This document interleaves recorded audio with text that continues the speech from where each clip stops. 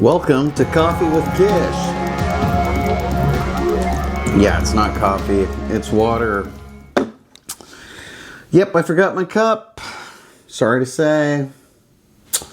Kind of embarrassing, but that's what it is. So today on Coffee with Kish, after you hopefully please like and subscribe, because these videos, you know, hey, they should get a little bit more love, I think. Don't you feel like giving these videos more love? I know you do. Yeah, that's important, right? For me, for you, we'll all be happier if there are more people rejoicing in and watching these videos. What am I going to talk about today? Sparring with LDS apologists. So, you grew up in the LDS church. You just take for granted that the things you're taught in church are just the way things are, right? In every respect. Because, you know, maybe you're not that curious. Maybe you don't look into things more deeply. But one day, you do. And that changes everything for you. What did it? Well, maybe you were doing research for, I don't know, a Sunday school lesson, for teaching kids seminary in the early morning, and you started digging into a topic and you realize, hey, you know, I can go online and get more information, and then boom, you're like, oh my gosh, look at all this information. And then you realize that there's all this information out there that doesn't really mesh well with the stuff that you're taught in church. Because let's be honest here, the stuff that they teach LDS people in church, and on the one hand I'll say, you know, in principle there's nothing wrong with it, okay? I mean, it does what it's designed to do. And what is it designed to do? It's designed to give you a kind of liturgical repetition of the basic principles of the gospel, the basic position that the church has, the basic view that the brethren want communicated. But in almost every other respect, it's inadequate. And so you get tripped up when you do research, right? Come on, I know that you got, maybe that's why you're here, maybe you got tripped up. Or maybe you just know, because you're so well read, that those people who are surprised, you know, it's their fault for being lazy learners, lax disciples, right? And maybe that's true. Not all of us are super geeks who live in Utah and have access to Utah libraries full of stuff, you know, about the LDS church. We're just living our normal LDS lives until the internet comes around and blows our worlds apart. And somebody ticked me off, I'll admit it. Wasn't the biggest person, wasn't the adult in the room. And I created a new personality on MormonDiscussions.com. I created Kish. Boo! Kish was born. Born from the ashes of a regular LDS member of the church who got fed up and frustrated. Frustrated with who? Apologists. Yeah, it was apologists. I wasn't ex-LDS at the time. I wasn't resigned or no longer affiliated. I was active LDS. Okay, so, you know, you're going to say, okay, yeah, so what, right? We know lots of active LDS people who aren't really living the gospel and really doing everything they should do, who aren't praying and studying and fasting and obeying and following the brethren. I mean, okay, right? Sure. Yeah, I wasn't the best member of the LDS church. I had my faults, I had my flaws. I was like most people, in other words. Have you ever noticed that the people that are hardest on struggling members of the church, they're basically those who are like the uber overachieving, super disgustingly nauseating LDS people. But they get very defensive about the LDS Church. And, you know, they think that all of these obligations fall on the members, but they don't so much fall on the church. And, I mean, some of them are really drawn to apologetics this way because, you know, their idea is that, you know, you guys just need to be whipped into shape. That's their approach to apologetics. You didn't study enough. You didn't pray enough. You didn't fast enough. You weren't obedient in every way. And they hold everybody to this impossible standard. So what did I do? I made up Kish, Kishkumen from the Book of Mormon. And I made up Kishkumen because on this site, discussmormonism.com, at the time it was the Mormon Discussions Board. Mormon Discussions is what it was called. But there was Gaddy Anton. All right, so there was a critic of the LDS Church on there named Gaddy Anton. Brilliant person, still posts there to this day. One of the most prolific posters. What a gem of a person. Holy smokes. Just really sharp. Thinks through problems really well. Is Gaddy Anton right all the time? Well, of course not. I don't agree with Gaddy Anton on everything, but I believe in the human goodness of Gaddy Anton. And then, next to Gaddy Anton, the godfather of Gaddy Anton robbers, there was Dr. Scratch. You know, the old name, alternate name for the little red chappie, Satan himself, Mr. Scratch, Old Scratch. Here, because he got a doctorate in a humanities subject, I'm guessing, he became Dr. Scratch. So, on this board, I have gotten fed up and angry with Mormon apologists. Fed up with all of these LDS apologists who are so rude and slap people around online and treat their questions as though they're coming from a disingenuous and evil place. But creating Kish was, at the time, it felt like my salvation. It felt like my escape from having to put up with this crap anymore. And it was lovely because there was this sort of dark triumvirate of critics. Dr. Scratch, Gaddy Anton, and yours truly, Kishkumen. And we had our own mock university. It's not real. Of course, we know that it isn't real. For some reason, the apologists thought it was funny to talk about our made-up university as though we weren't aware that it was made up. But it was made up for a specific reason. It was supposed to be a counter to Brigham Young University. It was Cassius University. And you know, this actually happened. Cassius happened, this imaginary university where critics of apologists reside. This happened before I actually joined the faculty, as it were, and became the Reverend Kishkumen. And that's the role that I took on. I became the Reverend Kishkumen. And why did I become the Reverend Kishkumen? Because I thought, you know, I feel like I'm more of a peacemaker. I'm more of a person who stands between the extremes of critics and the extremes of apologists.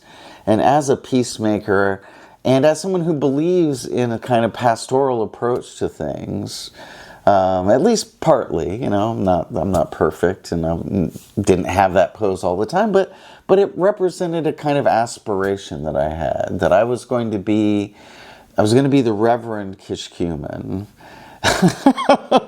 And I was going to occupy the Brutus Memorial Rectory at Cassius University. Now, if some of you who are sharp out there, who are into your history, maybe your Roman history, you'll realize that Brutus and Cassius were the assassins of Julius Caesar. And now, as soon as Cassius University was born, I thought, okay, I know the reference here. I mean, this is my gig. I do ancient history, and this is awesome. This is perfect. Why is this perfect? Because Brutus and Cassius are opponents of tyranny. And I'm an opponent of tyranny, by the way, by the by. And at the time, I was very critical of what I viewed to be the tyranny of LDS ecclesiastical governance and the heavy-handed behavior of LDS apologists, who I felt were acting as sort of like the unofficial hitmen or police undercover the Gestapo or Stasi or whatever of the LDS Church, who were setting up people, taking down liberal Mormons, taking down critics, queuing them up for their excommunication processes. And I thought, fight the power, man. I was like, fight the power. All right, but we had this ongoing long war with the apologists, and it was dramatic, guys. It was dramatic. We were taking them on. You had a lot of critics, a lot of former apologists who had turned to the dark side, as it were.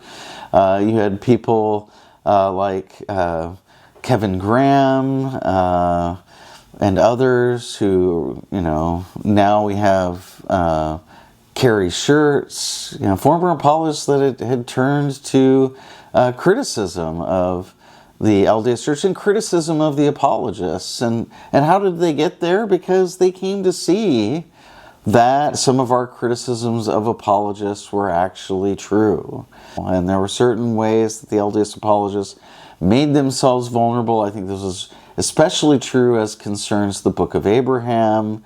And Kevin Graham was really leading the charge and showing how, the apologetics for the Book of for the Book of Abraham just didn't add up. You had Paul Osborne, who was also working on Book of Abraham problems and has continued working on the Book of Mormon, and he posts on discussmormonism.com under a pseudonym. But one of the things that I really want to emphasize today is that it's the history of this place as much as anything that continues to make it fascinating to me. It's on this board that the coup, the so-called coup of the Maxwell Institute, was first leaked. And it was done by Dr. Scratch. And I'll never forget the day when Dr. Scratch sent me a message, a personal message on the board, and he said, "Look what I got. What do you think I had to do with it?" And it was the correspondence between the head of the Maxwell Institute at the time and Daniel Peterson about his ouster. Whoa. And what was he ousted from? He was ousted from his editor's position at the Farms, what had been the Farms Review of Books. Now, this was the thing that I had been angling for and writing about on discussmormonism.com for the longest time. So if you don't know about this, Jack Welch, back in the 80s, started an apologetic organization. It was independent. It was a nonprofit organization called the Foundation for Ancient Research and Mormon Studies. And he was partly able to do this because he was brought into the BYU family, and he was able to park farms right on the edge of campus, and a lot of faculty who worked on BYU campus got involved in this foundation. They were responsible for publishing Nibley's books, and they were putting out regular scholarship on Mormonism and antiquity of varying quality. I don't today consider most of it to be extremely convincing, but it was there. It was a resource for members, and eventually Gordon B. Hinckley, the president of the church, invited farms to become part of BYU, where it became the Maxwell Institute. And here was the problem with that, in my view.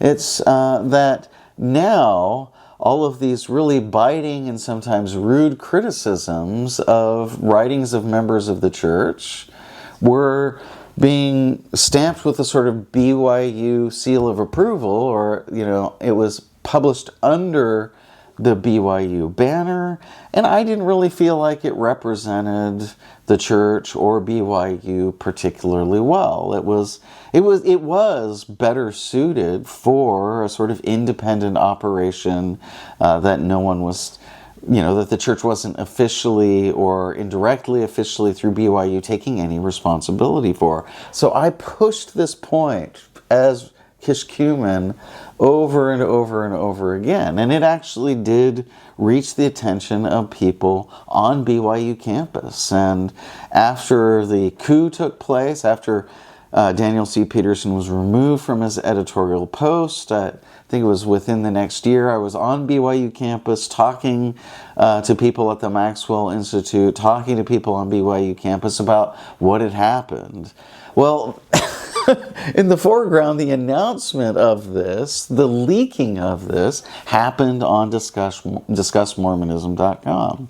And so DiscussMormonism.com, that's just one small example, but it's remained a kind of watchdog of what's going on, especially with Daniel C. Peterson's efforts. But there were all kinds of interesting threads. I used to run an electronic journal of Jaredite studies, which was a complete joke. But it was pretty funny. If you knew anything about apologetics and kind of the kookier quackery of some of the extremes of Mormon apologetics, of the more amateurish kind, where, every passage of the Dead Sea Scrolls proves Mormonism true and that kind of stuff, the electronic journal of Jaredite studies would have been pretty funny to you. We added more faculty to Cassius University, and we attracted some interesting writers who added little fictional online novels at DiscussMormonism.com. And, if you followed the inside baseball of apologetics and Daniel C. Peterson and Farms and Maxwell Institute, if you followed that at all closely, this stuff, the novelizations, what was it? Bob Bobberts or something was one of the fictional names of one of the authors who was writing and posting a novel on the board on DiscussMormonism.com. The last thing I want to bring to your attention, as it comes to the end of the year, there are a couple of things that Dr. Scratch does every fall, and you really should know about them. Please go to DiscussMormonism.com. Sign up as a member, even if you don't go for any other reason. Listen, you might think Dr. Scratch is crazy. He might drive you crazy because he's antithetical to your personal views on apologetics or faith in the LDS gospel or what have you. But, come on. Some of this is just funny. And one of the things that he does every year is he has a top 10 of the year's top 10 in Mopologetics. And so what this is a list of the most important LDS apologetic happenings of the year. And of course, this is Dr. Scratch coming up with this himself. But he does this with a real fun literary flourish. And this year, he opens up by calling the movie Midsummer, the folk horror movie Midsummer that came out a few years ago, the most important Mormon movie of all time. And this is, of course, in the wake of the release of Heretic, but also in the wake of the release of 6 Days in August by the Interpreter Foundation. Now, he makes his case, and I think a better case could be made. I actually think that this is a completely brilliant stroke. I think that Dr. Scratch is absolutely right. That there's really nothing that better illuminates the positives and negatives. Now notice I said positives as well. The positives and negatives of being a member of the LDS Church than Midsummer. And I know that's going to sound crackers to you, but I swear it's true. The first time I saw Midsummer, my mind was absolutely blown because it was a horror movie, of course. It had a gruesome conclusion, and yet there was something about the belonging within this strange communal cult in Scandinavia that felt so familiar. Here was a young woman whose life had been torn apart by the meaninglessness of modern existence, that her family was dead in a day because of a murder-suicide situation, and she was looking for something, and along comes this opportunity to visit Scandinavia and to visit this commune that one of the college students was raised in and belonged to. And I know that the LDS Church isn't so closed, so extreme as this Scandinavian commune, but there's something about it that is just so hauntingly familiar.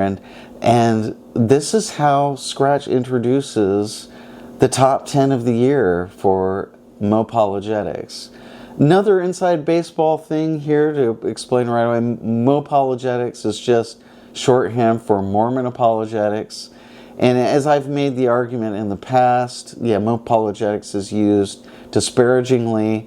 I kind of think of Mopologetics, or I use the term Mopologetics to refer to, the LDS apologetics of the sort of bullying and belittling and attacking variety.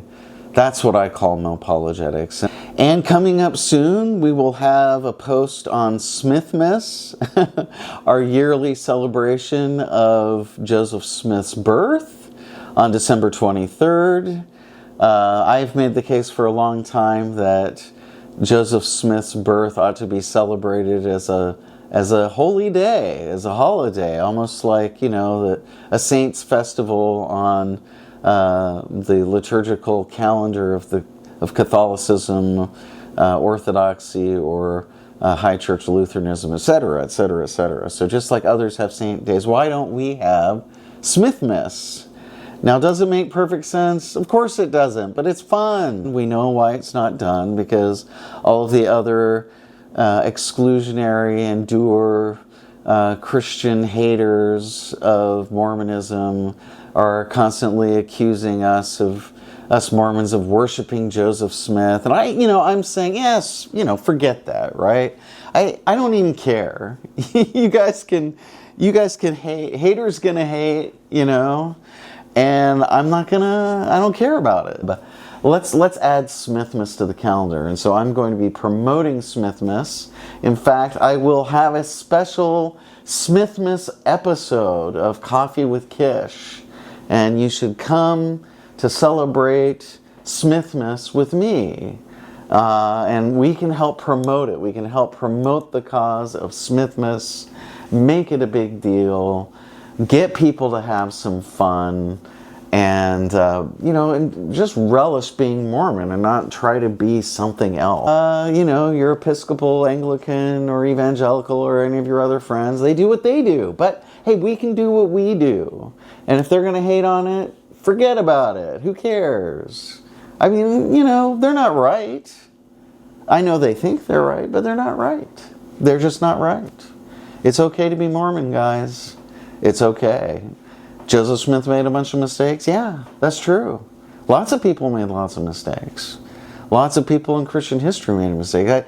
Look at Cyril of Alexandria. The guy, I'm sorry, he's a right bastard. Cyril of Alexandria. I wouldn't want to have anything to do with him, and yet he's a saint. Right? So all of these Orthodox and Catholic people, they have to live with the fact that this real bastard of a political operator named Cyril of Alexandria, responsible for a lot of violence and death and destruction in the city of Alexandria, he is a saint. And why was he doing all of this, violence and destruction? For his own position and power in the church. Right? He's not an innocent dove. Don't think that, all these people are innocent doves and that they're so perfect, and Joseph Smith stands out as this real bad guy against a history of squeaky clean saints. That's just not true. It's just not true. So, yeah, Joseph Smith, he could be a real jerk too, right? He did some awful stuff. I think so, yeah. But he's also responsible for bringing about this Mormonism thing that's really fascinating, and I really enjoy talking about and studying. That's why I'm geeking out about Mormonism. This is great. Anyhow, I'm going to call it quits. My battery's running out. This is Coffee with Kish.